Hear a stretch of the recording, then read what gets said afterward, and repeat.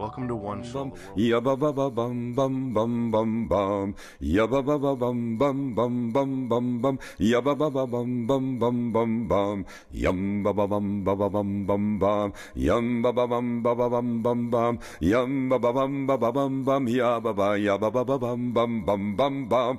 Yum ba ba bum ba ba bum bum bum. Yum ba ba bum ba ba bum bum bum. Yum ba ba bum ba ba bum bum. Ya ba ba bum bum bum. Ya ba ba ba ba ba ba, ya ba ba ba ba ba ba, ya ba ba ba ba ba ba, ha ha ha ha, yum bum ba ba ba ba bum. Hi, my name's Rivka, and welcome to Torah Together this Monday evening. So we're going to be studying the book of Numbers, and you'll have to bear with me. I'm going to be using the Torah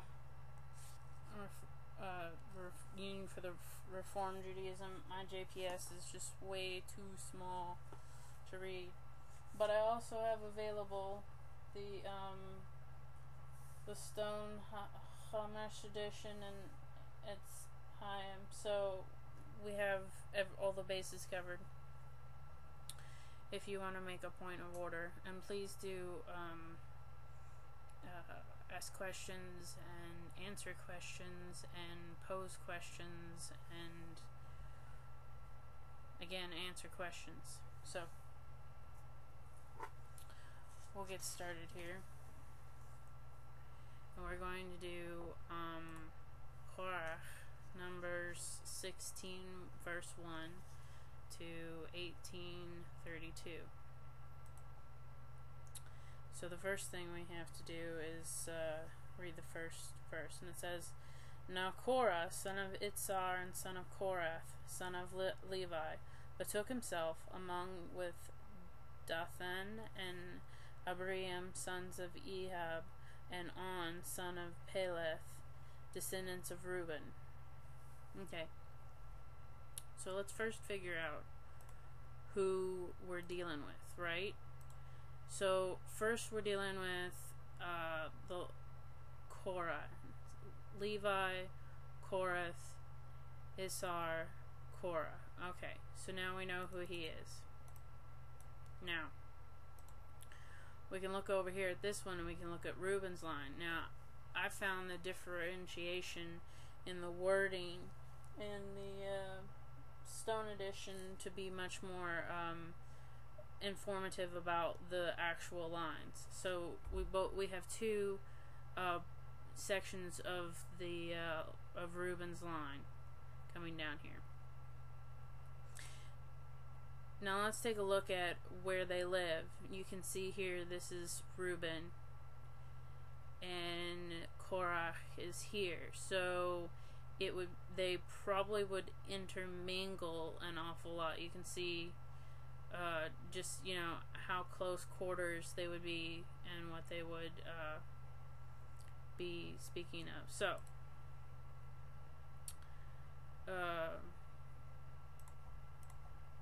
here we can see where the singing men come. We can also look at the encampment that we just did from Bamidbar and see how close they must have been living. So we'll continue with verse 2.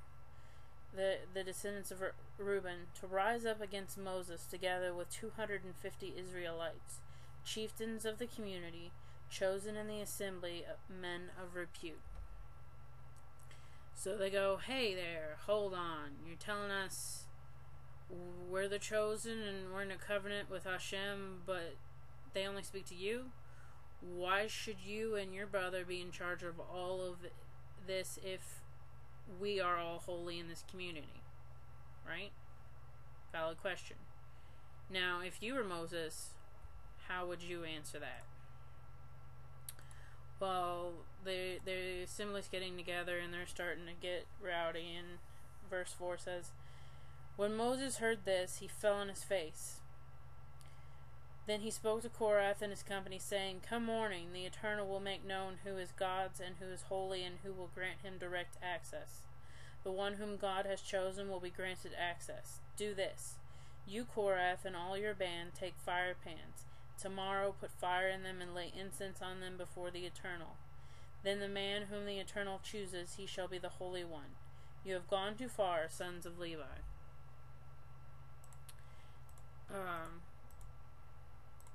So we can see that, he's just mortified, and he has to figure out how to deal with this uprising. So Moses goes on, and he rebukes back to Korath, and he says, "Hear me, sons of Levi. It is not enough for you that God of Israel has set you apart from the community of Israel and given you direct access to perform the duties of the eternal tabernacle, to minister to the good community and serve them. Now that God has advanced you and all your fellow Levites with you, do you seek the priesthood too? Truly it is against the Eternal that you and all your company have banded together. For who is Aaron that you should rail against him?" So this is an interesting point we have going on here. He's Moses trying to shore up his stance. He's asking, was it not enough that all of the others of your group have been chosen to perform a duty no other can? Isn't it, really enough? And he says, Moses is really smart here when he's in verse 10, when he asks, would you take the priesthood too? Because not only is he showing what more work they would have had to do, but also how ungracious they should want it, should be if they acted this way. This can be an important lesson that we must all learn at times. One should only do their part as best as they can, of course not in disaster, and understand that others should do the same. Treat others as you would wish to be treated. Life is not always so, but often is. So, verse 12. Moses sent for Dathan and Abraham, sons of Ehab, but they said, we will not come. It is not enough that you brought us from the land flowing with milk and honey to have us die in the wilderness, that you would also lord it over us. Even if you had brought us to a land flowing with milk and honey, and given us possession of fields and vineyards, should you gouge out those men's eyes? We will not come. Moses was much aggrieved, and he said to the Eternal, pay no regard to their obligation.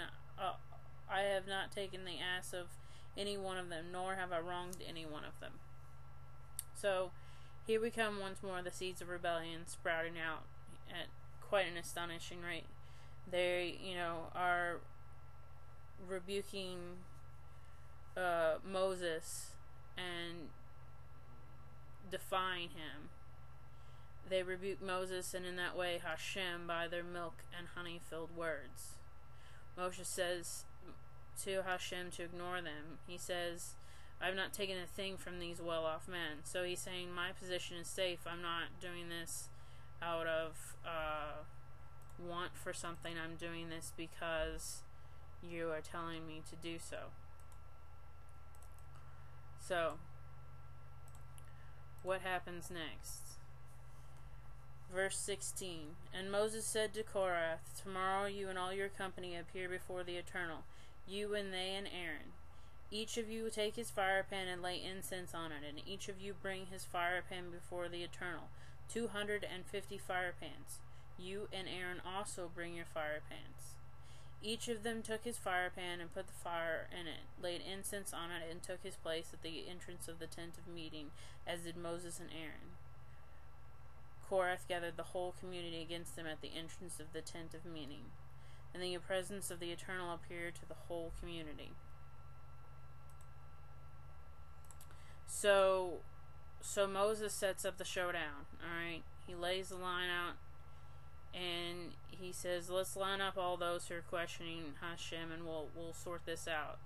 And, we're going to see the cloud that's going to speak to Moses and tell us what's going on. So, verse 20. And the Eternal One spoke to Moses and Aaron, saying, Stand back from this community, that I may annihilate them in an instant. But they fell on their faces, and they said, O God, source of the breath of all flesh, when one person sins, will you be wrathful with the whole community? And I think this is important because Moses and Aaron now know what is going to happen. You know, what would you do if you knew this was going to happen to someone? So what do? Well, they do something really kind of interesting. They prostrate themselves and ask Hashem, you know, will the whole be punished for the sins of the one? And, you know, can you imagine what's going through their minds, thinking, you know, are we all, you know, going to be damned for one small act, or is there redeemable qualities that all of us will find?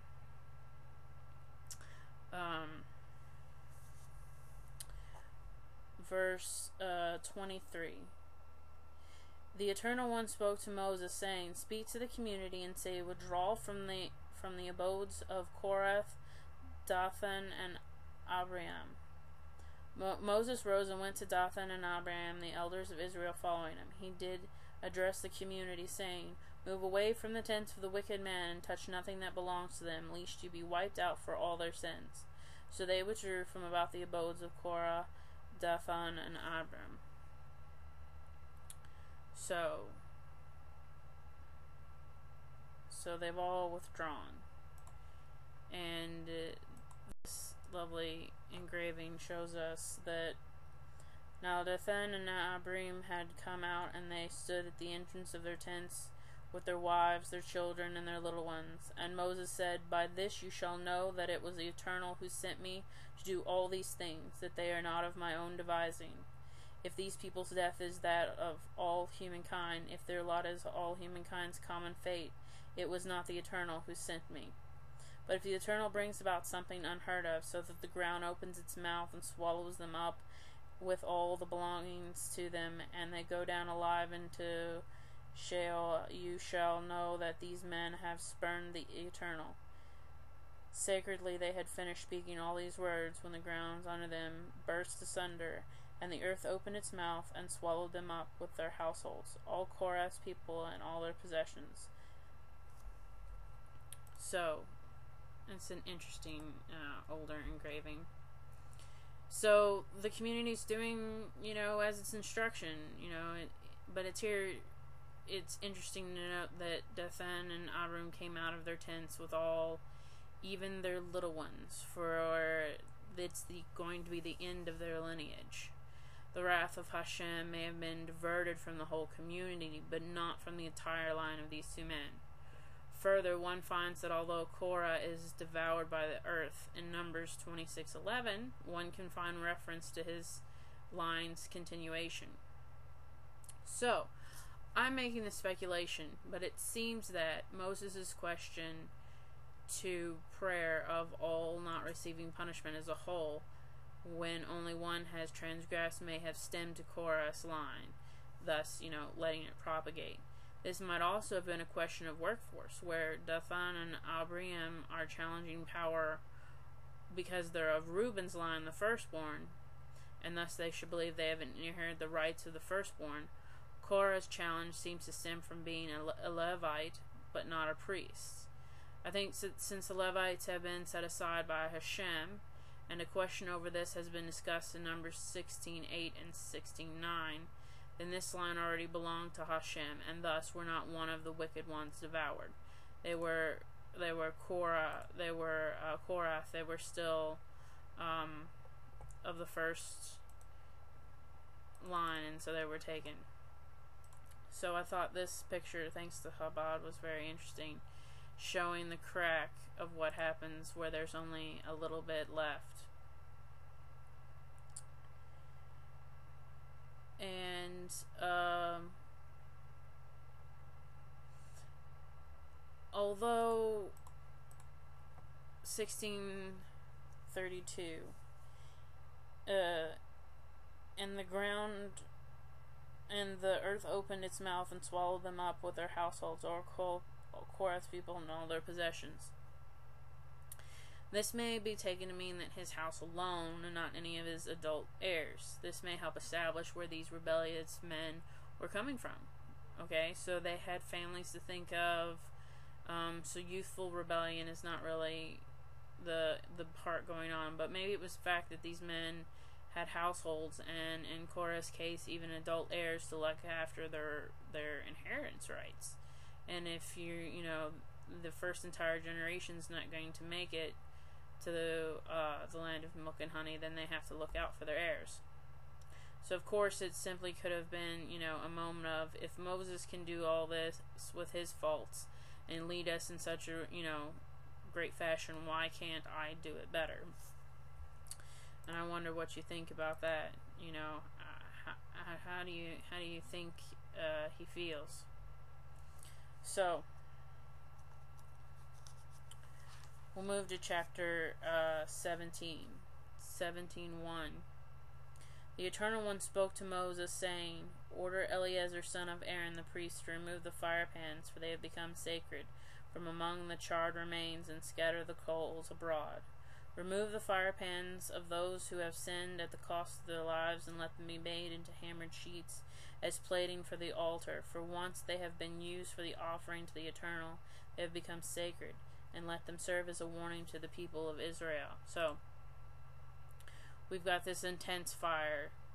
Everything, of the past is trying to be burned away, and we're going to take the fire pans, and we're going to make an assumption. So what did we learn?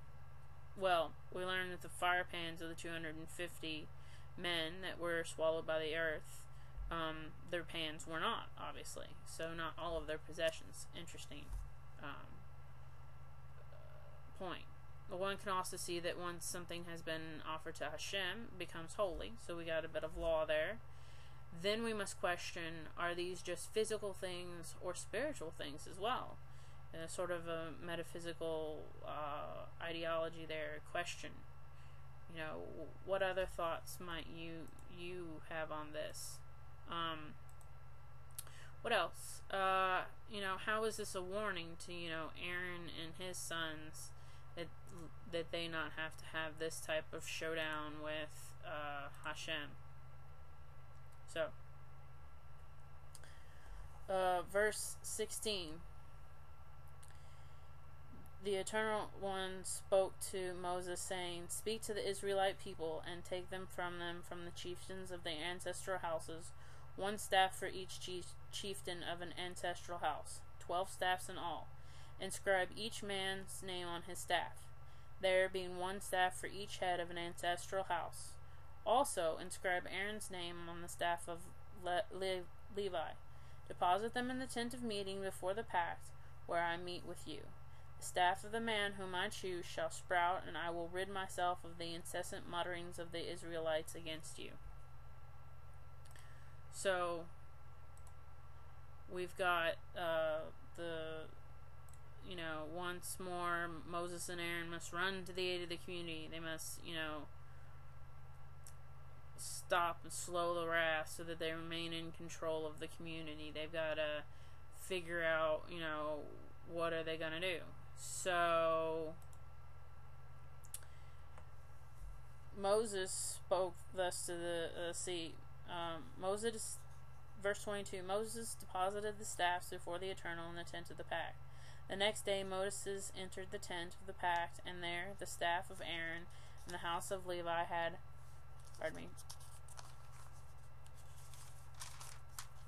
sprouted. It had brought forth sprouts, produced blossoms, and borne almonds.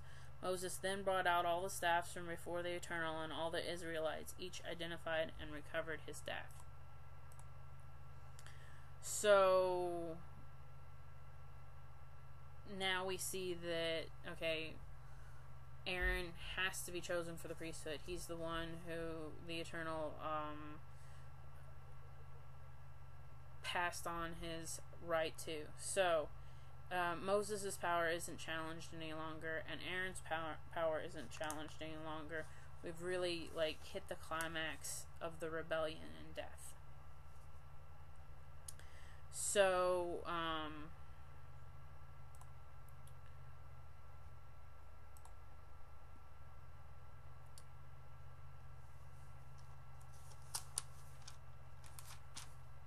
let's see.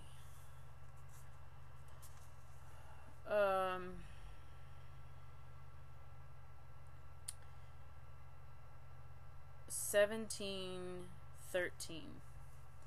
The first fruits of everything in their land that they bring to the Eternal shall be yours. Every one of your household who is pure may eat them.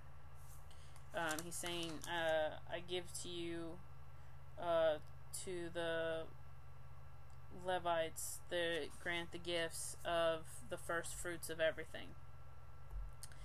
14. Everything that has been prescribed in Israel shall be yours.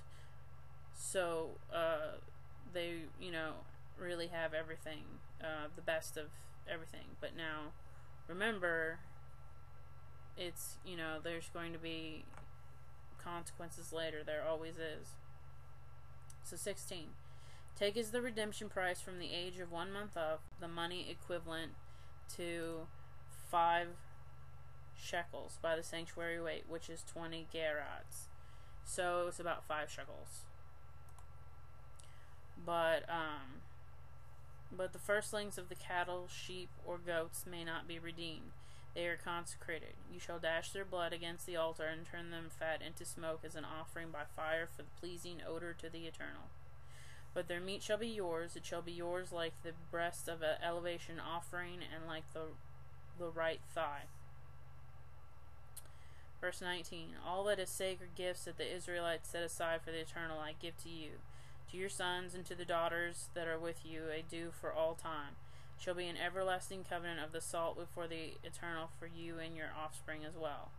And the Eternal said to Aaron, you shall, however, have no territorial share among them, or any portion in their midst. I am your portion and your share among the Israelites. So here's the trade-off. Get the best of everything. You have, everything that Israel has shall be yours. But when we get to the sacred land, you don't get any land.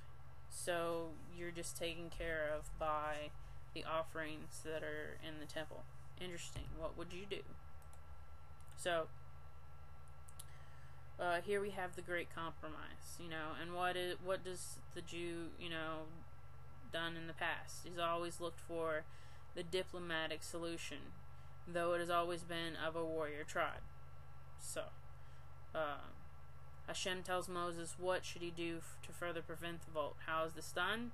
It's done through law. So now he's speaking, he's giving an official job description. Here's what's going to happen. Here's your compensation for being a son of Aaron, but you have to perform your priestly duties. And here's what the job pays, and you don't really get a choice. So,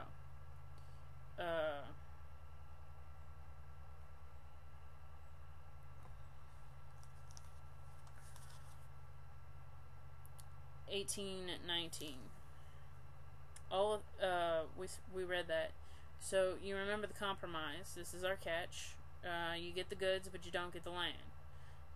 What do you think? Do you think it's a good deal? What would you have said to such a deal? Would you think twice about saying no after, the last 2 chapters, the revolts and, being taken in, what would you do? What would be your thoughts? So, 18:21. And to the Levites I hereby give all the tithes in Israel as their share in return for the services that they perform, the services of the tent of meeting. Henceforth Israelites shall not trespass on the tent of meeting, and thus incur guilt and die. Only Levites shall perform the services of the tent of meeting. Others would incur guilt. It is for the law for all time throughout the ages, but they shall have no territorial share in the Israelites. For it is the tithe set aside by the Israelites as a gift to the Eternal that I give to the Levites as their share. Therefore I have said, consecrating them, they shall have no territory share among the Israelites. So, we've proven who Aaron is. Aaron's the spiritual leader. So, he's got, for him and his sons, he's got his job description, and he's got his, package offer. And then here the Levites get the same thing. So what's going on? We're having labor relations and figuring out how things are going to work, because you don't have a model before this. You have to figure it out. And when there's a problem, then Moses looks to Hashem to intervene on his behalf, and that becomes, quite precarious. So, 1825 to 1832. The Eternal One spoke to Moses, saying, Speak to the Levites and say to them, When you receive from the Israelites their tithes, which I have assigned to you as your share, you shall set aside from them 1/10 of the tithe as a gift to your Eternal. That shall be accounted to you as your gift. As with the new grain from the threshing floor, or the flow from the vat, so shall you on your part set aside a gift for the Eternal, from all the tithes that you receive from the Israelites, and from then you shall bring the gift for the Eternal to Aaron the priest. You shall set aside all gifts due to the Eternal from everything that is donated to you, from each thing that is best portion, the part thereof that is to be consecrated. So the Levites kind of get a bad deal here, right?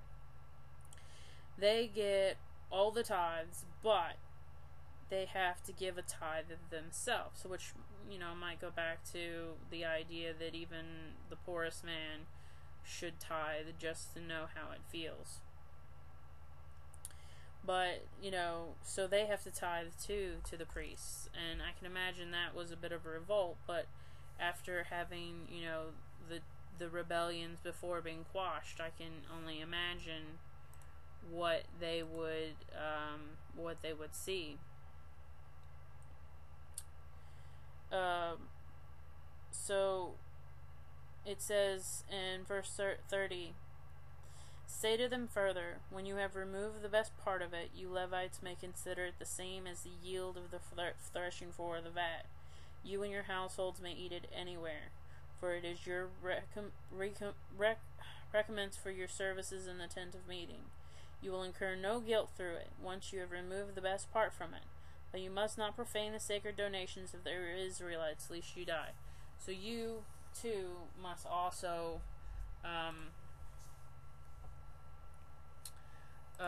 give your tithe, no matter, what your situation, which I find is a very, very great place to pull over and stop and ask you how you feel this session went. And if you enjoyed it, consider making your small tithe, your cup of coffee once a week to PunkTorah. And you can do this through PayPal at PunkTorah@gmail.com. Or, if you don't have money, if you're like me, you're a pauper, you can email Patrick at PunkTorah.org and offer your services or your time, or to lead a prayer or such. And for me, I ask that you let me know how you like things. Did you enjoy the session? Did you like the pictures? Do you prefer reading a different version? What do you enjoy? And I hope that you will be able to visit us again in the future, and that we may learn more and more Torah together.